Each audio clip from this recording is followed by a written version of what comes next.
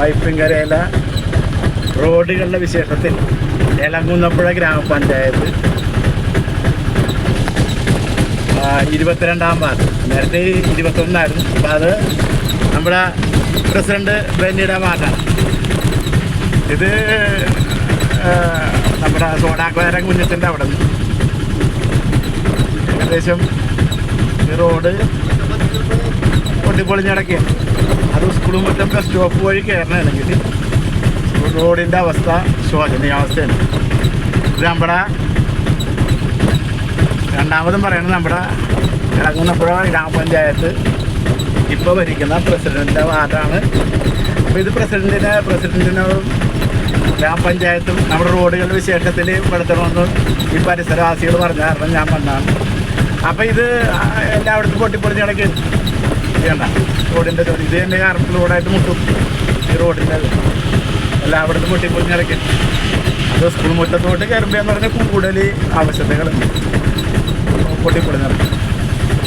അപ്പോൾ വൈപ്പിൻകരയിലെ റോഡുകളുടെ വിശേഷത്തിൽ നമ്മുടെ എല്ലാ ഇടറോഡുകളും എല്ലാം ഒന്ന് പരിചയപ്പെടുത്തുന്നത് മാത്രമേ ഉള്ളൂ. അത് ആരുടെയും ഭരണപരാജയമല്ല, ഭരിക്കുന്നവരുടെ കണ്ണെത്താൻ വേണ്ടി നമ്മൊരു എത്തിനോട്ടം. കുറേ ആൾക്കാർ അതിന് വേണ്ടാത്ത രീതിയിൽ ചിത്രീകരിക്കണ്ടേ. അപ്പം അതിൽ നിന്നും നിങ്ങൾ വെറുതെ അകപ്പെടേണ്ട കാര്യമില്ല. പൊതുവായിട്ട് നമ്മുടെ നാടിൻ്റെ നന്മ, നാട്ടുകാരുടെ നന്മ, നമ്മുടെ നാട് നന്നാകണം, നമ്മുടെ റോഡ് നന്നാകണം, നമ്മുടെ മക്കൾ നല്ല റോട്ടിൽ കൂടി യാത്ര ചെയ്യണം, നമ്മുടെ വണ്ടികൾ നല്ല റോട്ടിൽ കൂടി പോകണം, നമ്മുടെ വണ്ടികൾക്ക് പണി വരാൻ പാടില്ല. അതായത് എല്ലാം നാടിൻ്റെ നന്മ മാത്രമാണ് ഇവിടെ ആഗ്രഹിക്കണം. അല്ലാണ്ട് കാലത്തെ യജോവധം ചെയ്യാനാ. ചൂണ്ടിക്കാണിക്കപ്പെടുമ്പോൾ തെറ്റുകൾ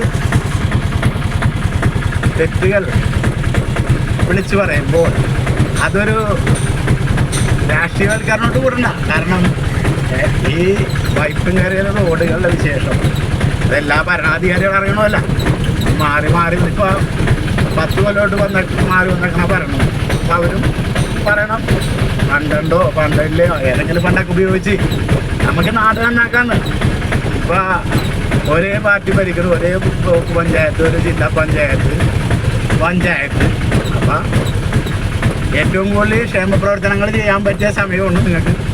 അപ്പം അത് വിനിയോഗിച്ച് നാട്ടുകാർക്ക് വിനിയോഗിച്ചാൽ നിങ്ങൾ തന്നെ അടുത്ത പ്രാവശ്യം അധികാരത്തിൽ വരുള്ളൂ.